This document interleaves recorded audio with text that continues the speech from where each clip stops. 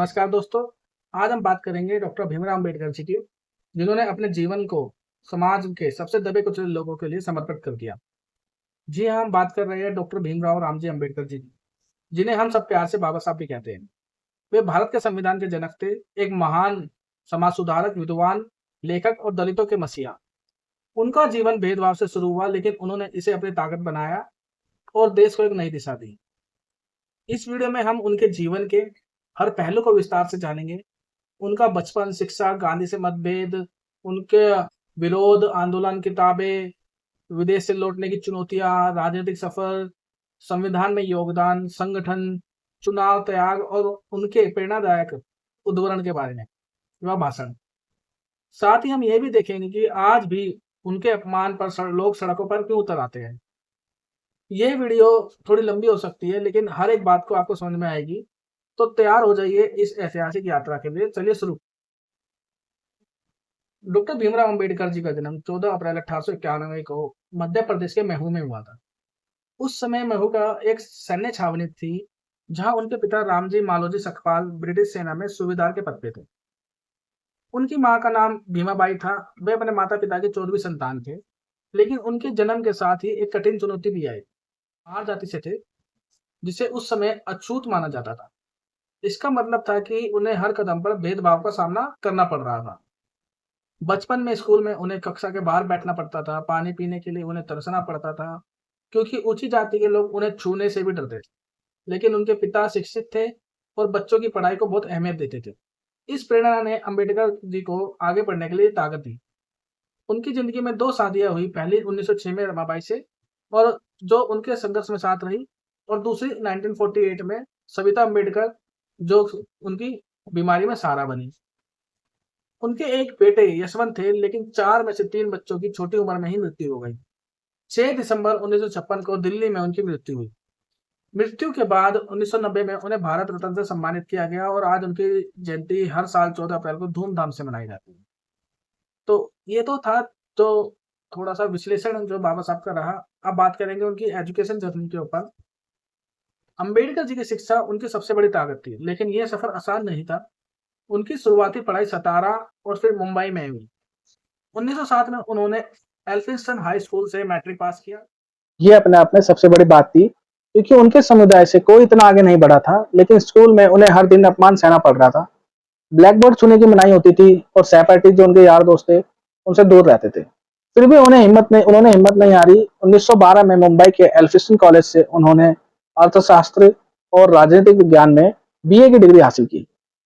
फिर उसके बाद 1913 में बड़ौदा रियासत के महाराजा सायाजीराव गायकवाड़ ने उन्हें छात्रवृत्ति दी, जिसके जरिए वे अमेरिका गए। वहां कोलंबिया विश्वविद्यालय से 1915 में उन्होंने एमए और 1927 में पीएचडी पूरी की। उनकी थीसिस थी the evolution of provincial finance in British India. इसके लंदन स्कूल ऑफ इकोनॉमिक्स से 1921 में एमएससी और 1923 में डीएससी हासिल की। साथ ही ग्रेन से बैरिस्टर की डिग्री ली। लेकिन लंदन में पढ़ाई के दौरान पैसों की तंगी हुई और उन्हें बीच में भारत लौटना पड़ा। फिर भी उनकी मेहनत रंग लाई। वे अपने समय के सबसे शिक्षित भारतीय बने और इस शिक्षा ने उन्हें समाज बदलने की ताकत दी। बाबा साहब के साथ एक हुई ऐसी घटना ने उनके संकल्प को और ज्यादा मजबूत कर दिया। 1917 में अंबेडकर जी विदेश से पढ़ाई पूरी कर बड़ौदा लौटे। बड़ौदा रियासत ने उसे सैन्य सचिव की नौकरी दी थी, क्योंकि उनकी छात्रवृत्ति की शर्त थी कि वे सेवा करें। लेकिन यहाँ भी भेदभाव उनके पीछा नहीं छोड़ता था। उन्हें रहने के लिए कमरा नहीं मिला। एक पारसी सराय में भीमराव सकपाल नाम से चिपकर रहे, लेकिन जब उनकी अछूत पहचान खुली तो उन्हें निकाल दिया। कार्यालय में उच्च जाति के लोग उन्हें पानी नहीं पीने देते थे, कागजात फेंक कर दिए जाते थे ताकि उनका स्पर्श ना हो। यह अपमान सहन न कर पाने के कारण 11 दिन बाद उन्होंने नौकरी छोड़ दी। यह अनुभव उनके लिए बहुत बड़ा झटका था और इसने उन्हें समाज बदलने की ठान लेने के लिए प्रेरित कर दिया। अंबेडकर जी का राजनीतिक सफर 1920 में शुरू हुआ, जब उन्होंने मूक नायक नाम का मराठी अखबार शुरू किया। इसका मकसद था दलितों की आवाज उठाना। 1924 में उन्होंने बहिष्कृत हितकारिणी सभा बनाई, जो अछूतों की शिक्षा और अधिकारों के लिए थी। 1936 में आईएलपी बनाई, स्वतंत्र मजदूर पार्टी की स्थापना की, जो दलितों और मजदूरों के लिए थी। 1937 में इस पार्टी ने बॉम्बे प्रांत में 15 में से 13 सीटें जीती। 1942 में उन्होंने all India schedule caste federation SCF बनाया ताकि स्वतंत्रता संग्राम में दलितों की अलग पहचान हो। अंबेडकर जी और महात्मा गांधी जी के बीच गहरे वैचारिक मतभेद थे। दोनों का मकसद समाज को बेहतर करना था, लेकिन रास्ते अलग थे। गांधी जी जाति व्यवस्था को सुधारना चाहते थे और दलितों को हरिजन कहकर उन्हें सम्मान देना चाहते थे, लेकिन अंबेडकर जी इससे जड़ से खत्म करना चाहते थे। वे मानते थे कि हरिजन शब्द दया दिखाता है, जबकि दलितों को अधिकार चाहिए, दया नहीं। सबसे बड़ा टकराव 1932 में हुआ। लंदन में गोलमेज सम्मेलन में अंबेडकर जी ने दलितों के लिए प्रत्येक निर्वाचन मंडल की मांग की ताकि वे अपने प्रतिनिधि खुद चुन सके। ब्रिटिश सरकार ने इसे मंजूर भी कर लिया, लेकिन गांधी जी ने इसका विरोध किया। उन्होंने यरवदा जेल में आमरण अनशन शुरू कर दिया। दबाव में अंबेडकर जी को अपनी मांगे छोड़नी पड़ी और पूर्ण पैक्ट हुआ, जिसमें संयुक्त निर्वाचन में दलितों को ज्यादा सीटें दी गई। अंबेडकर जी को लगा कि गांधी जी ने उनकी आवाज को दबा दिया है। 1945 में उनकी किताब what Congress and Gandhi ji have done to the untouchables में उन्होंने इसे असहमति को खुलकर लिखा। अंबेडकर जी ने अपने जीवन में कई बुराइयों का डटकर विरोध किया। सबसे बड़ा विरोध था जाति व्यवस्था और छुआछूत का। उनका मानना था कि यह समाज को बांटने वाली सबसे बड़ी बीमारी है। वे हिंदू धर्म के उन पहलुओं के खिलाफ थे जो असमानता को बढ़ावा देते थे, खास तौर पर मनुस्मृति जो जाति और महिलाओं को शोषण को जायज ठहराती थी। 1927 में उन्होंने इसे सार्वजनिक रूप से जलाया। यह उनका प्रतीकात्मक विरोध था। अंबेडकर जी ने महिलाओं के शोषण का भी विरोध किया। बाल विवाह, सती प्रथा और विधवाओं के साथ दुर्व्यवहार उनके निशाने पर थे। मजदूरों के शोषण के खिलाफ भी वे खड़े हुए। उन्होंने जमींदारों और पूंजीपतियों की नीतियों की आलोचना की। कांग्रेस और गांधी की नीतियां को भी वे अपर्याप्त मानते थे और उनकी खुलकर आलोचना करते थे। साथ ही धार्मिक अंधविश्वास और सामाजिक आर्थिक असमानता के खिलाफ उनकी आवाज हमेशा बुलंद रहती थी। उनका हर विरोध समाज को जागरूक करने और बदलने की कोशिश करता था। अंबेडकर जी ने कई आंदोलन चलाए जो इतिहास में स्वर्ण अक्षरों में लिखे गए हैं। पहला बड़ा आंदोलन था महाड़ सत्याग्रह। 20 मार्च 1927 को महाराष्ट्र के महाड़ में उन्होंने हजारों दलितों के साथ चौदार तालाब से पानी पिया, जहां अछूतों को जाने की मनाही होती थी। उच्च जातियों ने इसका खुलकर विरोध किया, लेकिन यह दलितों के आत्मसम्मान की पहली बड़ी जीत। 1930 में कालाराम मंदिर आंदोलन हुआ। नासिक में उन्होंने दलितों को मंदिर में प्रवेश का अधिकार दिलाने की कोशिश की। यहाँ भी विरोध हुआ, लेकिन यह धार्मिक समानता की मांग का प्रतीक बना।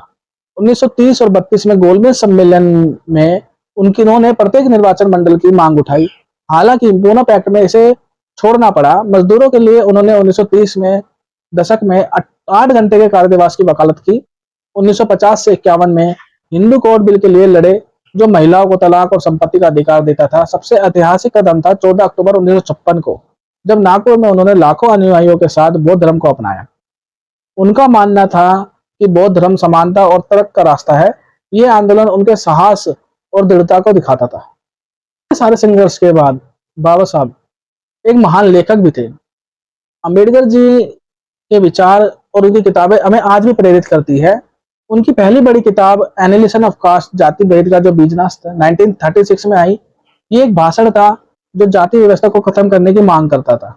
द बुद्धा एंड इज धम्मा उनकी मृत्यु के बाद 1957 में छपी, जिसने बौद्ध धर्म को सरल और तर्कसंगत तरीके से बताया। उसके बाद उससे पहले हु वर द शूद्रा 1946 में उन्होंने शूद्रों की उत्पत्ति का ऐतिहासिक विश्लेषण किया। The untouchables, who were they and why they become untouchables 1948 में अछूतपन की जड़ें खोजी। What Congress and Gandhi ji have done to the untouchables. ये सारी जो किताबें थी बाबा साहब ने लिखी, अपनी जो लाइफ थी उनसे इंस्पायर होके, और उनके साथ साथ उनको पूरी लाइफ के जो दौरान काफी सारी मुश्किलों का सामना करना पड़ा था, और जो उनके साथ एहसास हुए और जो उनके साथ शोषण हुआ था, उन सब शोषणों को बुक के माध्यम से जो है उन्होंने लिखा। और आज वो बुक, आज हमें पता चलता है कि उन बुकों के साथ बाबा साहब के जो संघर्ष था वो कितना बड़ा संघर्ष था। 1946 में अंबेडकर जी संविधान सभा के लिए चुने गए और 29 अगस्त 1947 को उन्होंने ड्राफ्टिंग कमेटी का चेयरमैन बनाया गया। उनकी शिक्षा, कानूनी ज्ञान और सामाजिक अनुभव ने उन्हें इस भूमिका के लिए सबसे योग्य पाया। 2 साल 11 महीने और 18 दिन तक चली बहस में उन्होंने हर सवाल का जवाब दिया। अनुच्छेद 17 को जो छुआछूत उसको खत्म किया। 14 से 18 तक समानता का अधिकार दिलाया और अनुच्छेद 15 क्लोज 4, 16 क्लोज 4 में आरक्षण को सुनिश्चित किया। उन्होंने महिलाओं और मजदूरों के हितों के लिए नीति निर्देशक तत्व जोड़े, मजबूत केंद्र की वकालत की ताकि देश की एकता बनी रहे। कुछ हिंदू रूढ़िवादी संगठनों ने सेक्युलरिज्म, धर्मनिरपेक्षता का विरोध किया। कम्युनिस्टों को संपत्ति के अधिकार से आपत्ति थी, लेकिन अंबेडकर जी के तर्कों ने सबको चुप करा दिया। 26 नवंबर 1949 को संविधान स्वीकार हुआ और 26 जनवरी 1950 को लागू हुआ, और बाबा साहब को संविधान का जनक भी कहा जाता है। बाबा साहब के संघर्ष ने कई पार्टियां और संघर्ष ने संगठनों को भी जो है जन्म दिया था। जैसे 1942 में बहिष्कृत हितकारिणी सभा बनाई, जो दलितों की शिक्षा और आत्म सम्मान के लिए थी। 1945 में पीपल एजुकेशन सोसाइटी शुरू की, जिसके तहत सिद्धार्थ कॉलेज और मिलिंद कॉलेज बने। 1955 में बुद्ध सोसाइटी ऑफ इंडिया बनाई, ताकि बौद्ध धर्म को फैलाया जा सके। ऐसे ही राजनीतिक पार्टियों में भी 1936 में स्वतंत्रता मजदूर पार्टी बनाई, मतलब ILP पार्टी बनाई। 1942 में all India schedule caste federation बनाया, और 1956 में रिपब्लिकन पार्टी ऑफ इंडिया बनाई। ये संगठन और पार्टियां शिक्षित, समानता और अधिकारों की लड़ाई के लिए थी। उनका मानना था कि संगठित होकर ही बदलाव संभव है। आज भी बाबा साहब का अपमान समाज को बर्दाश्त नहीं। उनकी मूर्ति तोड़े जाने पर लोग सड़कों पर उतर आते हैं। कुछ हाल ही की घटनाएं देखिए। अमृतसर पंजाब में 26 जनवरी 2025 को एक युवक ने मूर्ति और संविधान की किताबों को हथौड़ों से तोड़ा। अगले दिन दलित संगठनों ने अमृतसर बंद कर दिया, भंडारी फ्रिज जाम कर दिया। ऐसे ही कालाबुर्गी कर्नाटक 23 जनवरी 2024 में मूर्ति पर जूतों की माला डाली गई। दलित समुदायों ने सड़कें जाम की, डिप्टी कमिश्नर की गाड़ी घेरी, 4 लोग गिरफ्तार हो गए। परभणी महाराष्ट्र में 10-11 दिसंबर को 2024 में संविधान की प्रतिकृति तोड़ी गई। परभणी बंद के दौरान हिंसा हुई, पथराव, आगजनी और सरकारी संपत्ति को नुकसान भी हुआ। वाराणसी उत्तर प्रदेश में मूर्ति तोड़ी गई, गांव वालों ने रोड जाम किया, पुलिस ने नई मूर्ति का वादा किया। ये घटनाएं दिखाती कि बाबा साहब आज भी लोगों के दिलों में बसे हैं। उनके सम्मान की रक्षा के लिए समाज एकजुट होकर जवाब देता है। अंबेडकर जी ने अपने संघर्ष में बहुत कुछ खोया, व्यक्तिगत सुख और शांति कभी नहीं मिली। हर कदम पर भेदभाव उनका पीछा किया। उनकी पहली पत्नी रमाबाई की 1935 में गरीबी और बीमारी से मृत्यु हो गई। मधुमेह और तनाव ने उनके स्वास्थ्य को छीन लिया। उन्होंने आर्थिक स्थिरता खोई, सारी कमाई संगठनों, अखबारों और शिक्षा में लगाई। सामाजिक स्वीकृतियां नहीं मिली। ऊंची जातियां उन्हें अपनाने को तैयार नहीं थी। धर्म से नाता तोड़ा और बौद्ध धर्म को अपनाया। समय और परिवार के लिए उनकी कमी हमेशा खली, लेकिन उनकी सबसे बड़ी जीत थी संविधान और दलितों की दी गई नई पहचान। अंबेडकर जी के उद्धरण आज भी हमें रास्ता दिखाते हैं, जैसे शिक्षित बनो, संगठित रहो, संघर्ष करो। यह उनका मूल मंत्र था। मैं ऐसे धर्म को नहीं मानता जो स्वतंत्रता, समानता और बंधुत्व ना सिखाए। यह बौद्ध धर्म अपनाने की वजह थी। जाति मानवता का विभाजन है, यह एकता का विरोधी है। यह उनकी जाति विरोधी सोच थी। उनके 2 बड़े भाषण, एनालिसिस ऑफ कास्ट 1936 में जो उन्होंने बोला, जाति हिंदू समाज की आत्मा नहीं है, यह एक बीमारी है, इसे जड़ से खत्म करना होगा। संविधान समाज का अंतिम भाषण 25 नवंबर 1949 को, जब 26 जनवरी 1950 को हम राजनीति में समानता लाएंगे, लेकिन सामाजिक और आर्थिक असमानता बनी रहेगी। इसे जल्दी खत्म करना होगा, वरना संविधान खतरे में पड़ जाएगा। तो बाबा साहब के संघर्ष को हमने जाना, एक ऐसा जीवन जो भेदभाव से शुरू हुआ, लेकिन समानता और सम्मान की मिसाल बन गया। संविधान के जरिए उन्होंने हमें अधिकार दिए, आंदोलनों से सिखाया कि हार नहीं माननी चाहिए, और अपने त्याग से दिखाया कि समाज के लिए सब कुछ कुर्बान किया जा सकता है। आज भी उनके सम्मान की रक्षा के लिए लोग सड़कों पर उतर आते हैं, क्योंकि वे हमारे लिए सिर्फ एक नेता नहीं, प्रेरणा है। अगर आपको हमारी दी हुई जानकारी अच्छी लगी हो तो वीडियो को सपोर्ट करने के लिए लाइक करें, सब्सक्राइब करें और शेयर करें। धन्यवाद दोस्तों।